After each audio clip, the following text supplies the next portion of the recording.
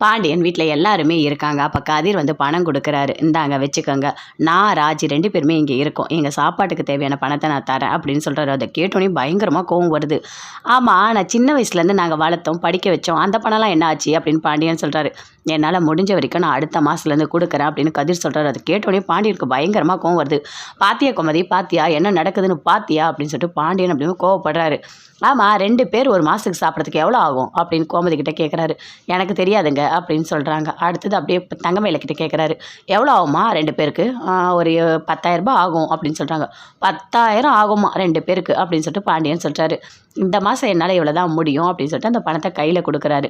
மீதி பணத்தை கண்டிப்பாக நான் அடுத்த மாதத்துலேருந்து கொடுக்குறேன் அப்படின்னு சொல்கிறாரு. அப்படியே அங்கே வந்து கோவமாக போகிறாரு. சரி, நான் எல்லாம் போங்க, எதுக்காக நின்றுட்டுருக்கீங்க அப்படின்னு சொல்லிட்டு பாண்டியன் கடைக்கு போகிறாரு. கோமதி கேட்குறாங்க, கதிர் நீ எதுக்காக இப்படிலாம் பண்ணிகிட்டு இருக்கா? அப்பா கிட்ட போய் பணத்தை கொடுக்குற, அப்பா மனசு எவ்வளோ கஷ்டப்படும் அப்படின்னு சொல்லிட்டு. இங்கே பாருமா, நல்லா தெரிஞ்சுக்கோ, அதுவும் ராஜியோட வீட்டை பற்றி தப்பாக பேசக்கூடாது. ராஜ் இங்கே வந்து இருக்குது, அதனால் வந்துட்டு நான் தான் அந்த பணத்தை கொடுக்கணும் அப்படின்னு சொல்கிறாரு. இது எல்லாமே நல்லது தான் அப்படின்னு சொல்லிட்டு அங்கேருந்து போகிறாரு. அப்படியே கோமதி ஃபீல் பண்ணிகிட்டே வந்து சோஃபாவில் உட்காடுறாங்க. உட்காரும்போது மீனா கேட்குறாங்க, என்னாச்சு அத்தை, எதுக்காக நீங்கள் ஃபீல் பண்ணுறீங்க? விடுங்க, இதெல்லாம் ஒன்றும் இல்லை அப்படின்னு சொல்லிட்டு. இல்லை, என்னதான் இருந்தாலும் பணத்தை கையில் கொடுத்துட்டு போகிறான், அவருக்கு எவ்வளோ மனசு கஷ்டமாக இருக்கும் அப்படின்னு கோமதி சொல்கிறாங்க. இல்லை இல்லை அத்தை, கண்டிப்பாக கஷ்டமாலாம் இருக்காது அப்படின்னு சொல்லிட்டு மீனா சொல்லிகிட்டு இருக்காங்க. அதுக்குள்ளே ராஜி அப்படி சிரிச்சிட்டே வராங்க. என்ன ராஜி, ரொம்ப சந்தோஷமாக இருக்க போல் அப்படின்னு மீனா கேட்குறாங்க. ஆமாம் ஆமாம் அப்படின்னு சொல்கிறாங்க. ஏன், எதுக்காக? பணம் கொடுத்ததுனாலயா அப்படின்னு சொல்லிட்டு மீனா கேட்குறாங்க. அப்படியும் வச்சுக்கலாம் அப்படின்னு சொல்லிட்டு ராஜி சொல்கிறாங்க. அதை கேட்டோன்னே கோமதி சொல்கிறாங்க, என்னடி என்ன ரொம்ப திமுறா, பணம் கொடுத்துட்டான்னு சொல்லிட்டு இவ்வளோ சந்தோஷமாக இருக்கியா? அவர் மனசு எவ்வளோ கஷ்டப்பட்டிருக்கும் அப்படின்னு கோமதி சொல்கிறாங்க. இதில் கஷ்டப்பட என்ன அத்தை இருக்குது? அவர் இப்போ வளர்ந்துட்டாரு, நானும் இருக்கேன், 2 பேரோட சாப்பாட்டு செலவு தானே, கொடுக்கறதுல ஒரு தப்புமே கிடையாது, எனக்கு ஓகே தான் அப்படின்னு சொல்கிறாங்க ராஜி. சொல்லிவிட்டு அங்கேருந்து போகிறாங்க. மீனா சொல்கிறாங்க, விடுங்க அத்தை, இதெல்லாம் பெருசாக எடுத்துக்காதீங்க, அவர் நம்ம எதிர்க்க கோவப்படுறாரு, ஆனால் தனியாக போய் ரொம்ப சந்தோஷப்படுவார் அப்படின்னு சொல்லிட்டு மீனா சொல்லிட்டு இருக்காங்க. அதுக்குள்ளே தங்கமயில் வராங்க. என்னதான் இருந்தாலும் எங்கள் அப்பா கிட்டலாம் நாங்கள் நின்று பேசவே மாட்டோம், இங்கே என்ன இதெல்லாம் நடக்குது அப்படின்னு சொல்கிறாங்க தங்கமயில். அதெல்லாம் ஒன்றும் நடக்கலை, எல்லா வீடும் ஒரே மாதிரி இல்லைல்ல அப்படின்னு சொல்லிட்டு மீனா சொல்கிறாங்க. அதெல்லாம் ஒன்றும் தப்பாக எடுத்துக்க மாட்டார் அவர். சரி மீனா, நான் போகிறேன் அப்படின்னு சொல்லிட்டு கோமதி அங்கேருந்து எழுந்து போகிறாங்க. பாண்டியன் கடைக்கு வராரு. அங்கே செந்தில், அங்கே எல்லாருமே இருக்காங்க.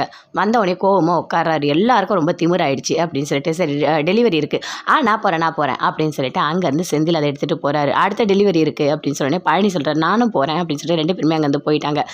மாமா மட்டும் இருக்கார். என்ன நடந்துச்சு, எதுக்காக இவ்வளோ கோவமாக இருக்குது அப்படின்னு சொல்லிட்டு கேட்குறாரு. அது ஏமாமா கேட்குறீங்க, வீட்டில் ஒரே பிரச்சனை. அந்த கதிர் 1 மாதம் வேலைக்கு போயிட்டு சம்பாதிக்கிற திமிரில் பணத்தை கொண்டு வந்து கையில் கொடுக்குறான். அதுவும் என்னோடய சாப்பாடு செலவை பார்த்துக்குங்க அப்படின்னு சொல்லிட்டு என் பொண்டாட்டிக்கும் சேர்த்து கொடுக்குறேன்னு கொடுக்குறான் அப்படின்னு சொல்கிறாரு பாண்டியன். நல்லது தானேப்பா, விடுப்பா, இதில் என்னப்பா இருக்குது, வளர்ந்துட்டா பசங்க சம்பாதிக்கிறாங்க கொடுக்குறாங்க, இதில் என்ன இருக்குது அப்படின்னு அவர் சொல்கிறாரு.